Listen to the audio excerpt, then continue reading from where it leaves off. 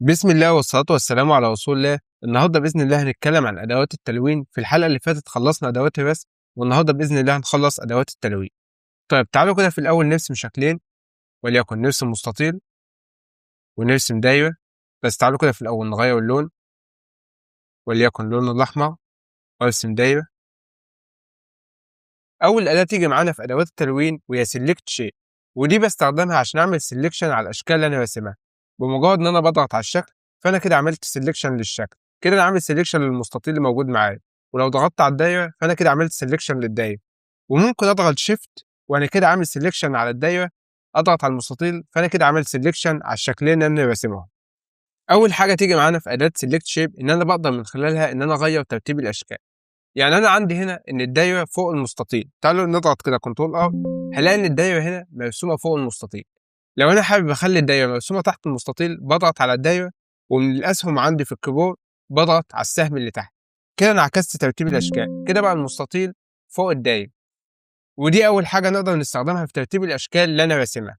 تعالوا كده نرجع الدايرة لفوق، أعمل سيلكشن على الدايرة وأضغط على السهم اللي فوق. تاني ملحوظة تيجي معانا في أداة سيلكت شيب إن أنا وأنا بستخدم الأداة دي أهم حاجة لازم أكون عامل سيلكشن على أي شكل، وليكن هعمل سيلكشن على الدايرة. تعالوا كده نبص على الخصائص اللي موجودة فوق. أول حاجة أقدر من هنا ألغي لون الفيل. لو أنا شلت التشيك بتاع الصح هنا كده أنا لغيت لون الفيل، هلاقي كده بقى موجود عندي لون الستوك بس. لو أنا عملت سيلكشن تاني وفعلت لون الفيل هلاقي اللون الأحمر رجع تاني. وأقدر من هنا إن أنا أغير اللون الأحمر لأي لون تاني أنا عايزه، وليكن اللون الأصفر.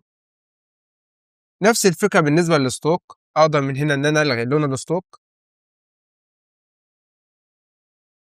ولو حابب أرجعه أعمل سيلكشن على الدايرة وأفعل الستوك.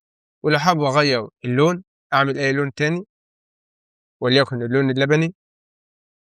أما بالنسبة للويدث فدي بقدر من خلالها أتحكم في حجم الستوك، ممكن أضغط وأسحب كده بزود حجم الستوك، ولو سحبت شمال كده بقلل حجم الستوك. أما بالنسبة للسيلكت تول دي بقدر من خلالها نعمل سيلكشن على كل الأشكال اللي أنا راسمها، ومفيش أي مشكلة خالص إن أنا أقدر أعمل تلوين الأشكال اللي أنا راسمها كلها بلون واحد. أنا كده عامل سيلكشن على كل الأشكال، هغير لون هلاقيني حولت كل الأشكال للون الأخضر. نفس الفكرة بالنسبة للستوك، هضغط كنترول زد.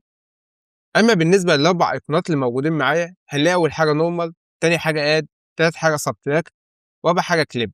أول حاجة نورمال دي معناها إن كل شكل ملوش علاقة بالتاني. يعني أنا كده الدايرة ملهاش علاقة بالمستطيل، دي مرسومة لوحدها ودي مرسومة لوحدها، مفيش أي علاقة أو تداخل بينهم. تاني حاجة اد يبقى أنا بضيف الشكلين على بعض. أول حاجة لازم أكون عامل سيلكشن على الدايرة، أول ما أضغط اد هلاقيه دمج الشكلين على بعض وخد اللون الأبيض اللي هو لون المستطيل. كده هلاقي إن الدايرة عندي دمجها مع المستطيل. دي أول حاجة تعال نضغط كنترول زد. تالت حاجة سبتراكت، ودي بتحذف الدايرة من المستطيل. كده الدايرة علاقتها بالمستطيل إن أي مكان الدايرة موجودة فيه هتمسحه من المستطيل. تعالوا كده نحرك مكان الدايرة هلاقي المكان اللي موجود في الدايرة حذفه من المستطيل. هضغط كنترول زد. ورابع حاجة تيجي معانا وهي كليب، وده التقاطع. ده معناها إنه هيظهر من الدايرة الجزء المتقاطع مع المستطيل اللي موجود معايا بالشكل ده. أهم ملحوظة معايا إن أنا لازم أكون عامل سيلكشن على الدايرة، لأن أنا لو مش عامل سيلكشن على الدايرة كده الأوبشنز اللي موجودة معايا فوق هتكون مش متفعلة. بعمل سيلكشن واختار أي حاجة أنا عايزها، واقدر كمان ان انا اعمل سيلكشن لكل الاشكال اللي انا راسمها واضغط ميرج كده عمل لي دمج الاشكال بالنقاط وكونهم لي شكل واحد. كده هلاحظ ان بقى موجود معايا شكل واحد، على عكس الاول كانت الدايره الواحده والمستطيل لوحده. دلوقتي كون لي شكل جديد عباره عن دمج بين الدايره والمستطيل اللي موجود معايا. وكده نكون خلصنا اول اداه تيجي معانا في ادوات الرسم وهي اداه سيلكت شيب. تعالوا كده في الاول نرسم شكل.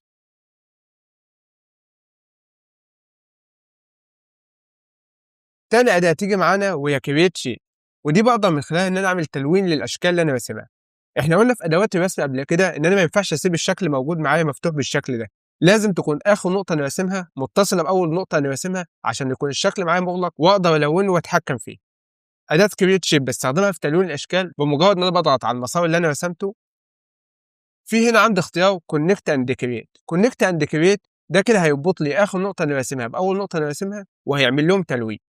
تعالوا كده نلاحظ، كده عمل لي ربط بين اخر نقطه انا كنت راسمها واول نقطه وعمل لهم تلوين باللون الابيض. تعالوا كده اضغط كنترول زد. لو انا ضغطت كرييت شيب بس كده هيعمل لي تلوين للون الستروك اللي هي لون الحدود الخاصه بالشكل، مش هيعمل لي لون الفيل لان الشكل اللي موجود معايا مش شكل مغلق. اما بالنسبه للاوبشن لاس مود فده بيديني تحكم اكتر بشكل يدوي على النقاط اللي انا عايز احددها عشان اعمل لها تلوين. اما بالنسبه للفيل وستوك وبوس دي بقدر من خلالها اتحكم انا هعمل تلوين للشكل في ايه بالظبط، في لون الفيل بس او لون الستوك بس او الاثنين مع بعض. تعالوا كده نرسم الدايره. هختار مثلا ان انا هلون لون الفيل بس واضغط كرييت شيب، هلاقي الشكل اتلون معايا باللون الابيض ومفيش حدود للشكل. اقدر كمان ان انا اعمل تحديد للشكل واختار لون الستوك بس واضغط كرييت شيب، كده هلاقيه عمل لي تلوين للون الحدود الخاصه بالشكل. واقدر كمان ان انا اعمل تلوين للون الفيل ولون الستوك، هختار الاثنين هنا واعمل سيلكشن على الشكل واختار كرييت شيب، كده هلاقيه عمل لي تلوين للشكل بلون الفيل ولون الستوك. وكده نكون خلصنا تاني اداه موجوده معانا في ادوات التلوين. نيجي لتالت اداه موجوده معانا وهي البنت باكت. تعالوا كده نحذف الاشكال دي، وليكن هرسم مستطيل. اداه البنت باكت اشبه بالجوده اللي انا بلون بيه. هختار هنا الاول هلون لون الفيل بس او لون الستوك بس او الاثنين، وبمجرد ان انا بضغط هنا ضغطه واحده جوه الشكل هلاقي عمل لي تلوين للشكل. وممكن استخدمها في حاجه تاني، وليكن انا عندي دلوقتي رسمت المستطيل ده. تعالوا كده نرسم النجمه دي، هفعل لون الفيل ولون الستوك بس. تعالوا كده نغير اللون وهرسم النجمه دي. اقدر من هنا كمان ان انا استخدم اداه البنت باكت في ان انا الون الجزء المتقاطع بين النجمه والمستطيل. تعالوا كده نعمل لون ثالث وليكن لون اصفر، وبمجرد ان انا بضغط هنا هلاقي عمل لي تلوين للجزء المتقاطع بين النجمه والمستطيل بالشكل ده. تعالوا كده نشوف الشكل. واقدر من هنا ان انا اقلل عدد النقاط اللي هيتكون منها الشكل الجديد او ازود، يعني لو خليت البوينت ريدكشن صفر مثلا. تعالوا نحذف الشكل ده وابدا ارسم شكل تاني، هلاقي الشكل الجديد اللي طالع فيه عدد نقاط كتير جدا. شوف كده عدد النقاط المكون منها الشكل، وليكن انا عملت بوينت ريدكشن 100 وضغطت، هلاقي عدد النقاط المكون منها الشكل قليله جدا عن الاول. بس كده وكده نكون خلصنا تالت اداه موجوده معانا في ادوات الرسم. رابع اداه تيجي معانا وهي اداه ديليت شيب، ودي بقدر من خلالها ان انا احذف الاشكال اللي انا راسمها. بمجرد ان انا بضغط على الشكل هلاقيه حذف لي الشكل. بس عايزك تلاحظ معايا هنا حاجه مهمه، هو هنا الشكل اللي اتحذف معايا لون الفيل ولون الستوك، ولكن النقاط بتاع الشكل لسه موجود. لو انا جبت اداه ترانسفورم بوينتس هلاقي هنا كده النقاط المكون منها المستطيل لسه موجود، على عكس ما انا لو حذفت الشكل بضغط النقاط الشكل بيكون اتحذف معايا بشكل نهائي. يبقى اداه ديليت شيب بتحذف معايا لون الفيل ولون الستوك بس، انما ادوات النقاط بتحذف معايا الشكل كله. اظن كده الفرق واضح. وكده نكون خلصنا رابع اداه موجوده معانا في ادوات التلوين. تعالوا كده نرسم شكل تاني. خامس اداه تيجي معانا في ادوات التلوين وهي لاين ويدث، ودي بقدر من خلالها اتحكم في حجم الستوك. ممكن اضغط واسحب يمين فانا كده بزود الستوك الخاص بالشكل، او اسحب شمال فانا كده بقلل الستوك. وممكن اعمل سيلكشن على نقطه او اكتر واكبر الستوك في النقطه دي بس. واقدر كمان ان انا اضغط على نقطه اعمل لها سيلكشن ومن هنا اكبر حجم الستوك او اصغر، او ممكن ادخل رقم بشكل يدوي، ممكن اضغط 1000 مثلا فانا كده عملت الستوك بتاع النقطه دي 1000. اما بالنسبه للاوبشن ماجنت فده بقدر من خلاله ان انا اتحكم في نقطه او اكتر، بيكون عامل زي المغناطيس، اول ما اقرب من النقطه هلاقيه عمل لي سيلكشن عليها بشكل تلقائي. واقدر اكبر المدى المغناطيسي الخاص بالنقطه ان انا اضغط الت واسحب يمين فانا كده كبرت المدى المغناطيسي، او اسحب شمال فانا كده قللت المدى المغناطيسي، واسحب فالاقي كده بيكبر لي حجم الستوك بتاع النقطتين دول مع بعض، او اعمل سيلكشن هنا فالاقي كده بيكبر لي حجم الستوك في النقطتين دول. كده نكون خلصنا خامس اداه موجوده معانا وهي لاين ويدث. نيجي لسادس اداه موجوده معانا وهي هايد ايدج، ودي بقدر من خلالها ان انا اخفي اي ستوك موجود بين اي نقطتين. بمجرد ان انا بضغط هنا هلاقيه عمل لي اخفاء للستوك الموجود في النقطه دي والنقطه دي، ولو ضغطت ضغطه كمان هلاقيه يرجع لي الستوك، يعني ضغطه اخفي الستوك، ضغطه ثانيه بيرجع الستوك اللي موجود ومفيش فيها اي ملاحظات. وكده نكون خلصنا سادس أداة موجودة معانا في أدوات التلوين. سابع أداة موجودة معانا في أدوات التلوين وهي ستروك اكسبوجر، ودي بقدر من خلالها إن أنا أتحكم في بداية الستروك ونهاية الستروك. تعالوا كده نعمل تحديد على النقاط دي المكون منها الشكل، واضغط واسحب يمين أو شمال. فأنا كده عايزك تلاحظ معايا كده الستروك مش مرتبط معايا بالنقاط، أنا كده بخلي الستروك يبدأ في أي مكان أنا عايزه وينتهي في أي مكان أنا عايزه. هو كده معتبر إن النقطة اللي موجودة معايا فوق دي هي نقطة البداية وبيتحكم منها. كده أنا بخفي وبظهر الستروك في أي مكان أنا عايزه بالتحديد بمزاجي أنا. ولو أنا عايز أعكس التحكم في الستروك بضغط ألت، هلاقيه بدأ لي من العكس الجنب التاني للنقط.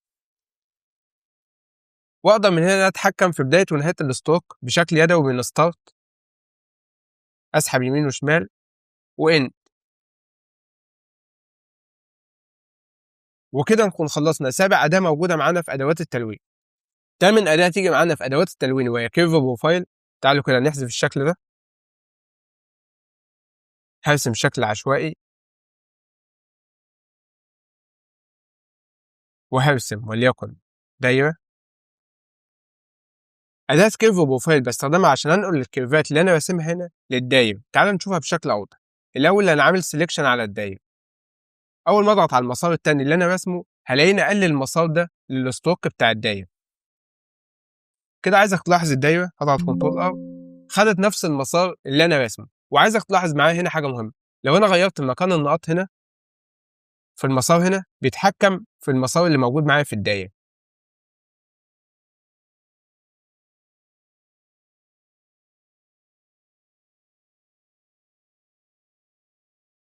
كده أنا نقلت الكيرف اللي أنا راسمه أو المسار اللي أنا راسمه للستروك بتاع الدايرة.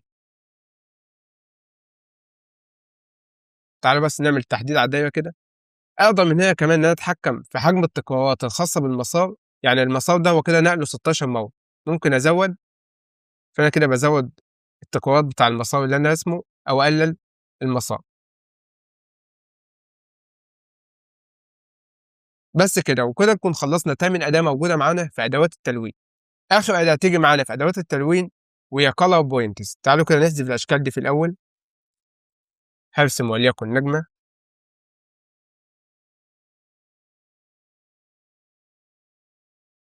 color pointers بستخدمها عشان أعمل تلوين لكل نقطة على حدة.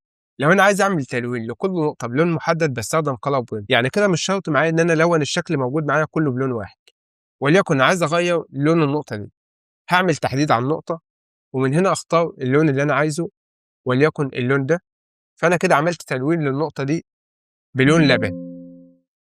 نعمل نقطة تانية، أعمل تحديد على النقطة واختار أي لون تاني وليكن اللون الأحمر.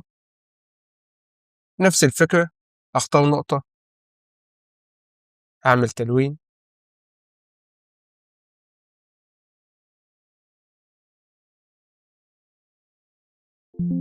كده أنا عملت تلوين لكل نقطة موجودة معايا. أما بالنسبة للكالر سينس فدي بقدر من خلالها إن أنا أتحكم في قوة اللون. بعمل تحديد على النقطة اللي أنا عايزها وممكن أزود قوة اللون، أسحب يمين كده ألاحظ إن أنا بزود قوة اللون، أو أسحب شمال فأنا كده بقلل قوة اللون. نفس الفكرة هنا، لو أنا ضغطت وسحبت يمين فأنا بزود كده قوة اللون أو أقلل. ولو أنا عايز أحذف اللون اللي أنا ملونه للنقطة دي باضغط على كليه وأنا عامل سيلكشن للنقطة. أنا كده عامل سيلكشن للنقطة دي باضغط على كليه. عايز أشيل اللون هنا باحدد النقطة واضغط كليه. نفس الفكرة. ودي كانت آخر أداة موجودة معانا في أدوات التلوين. أتمنى يكون الدرس سهل وبسيط، وإن شاء الله لو في أي أسئلة فأنا معاكم في التعليقات. والسلام عليكم ورحمة الله وبركاته.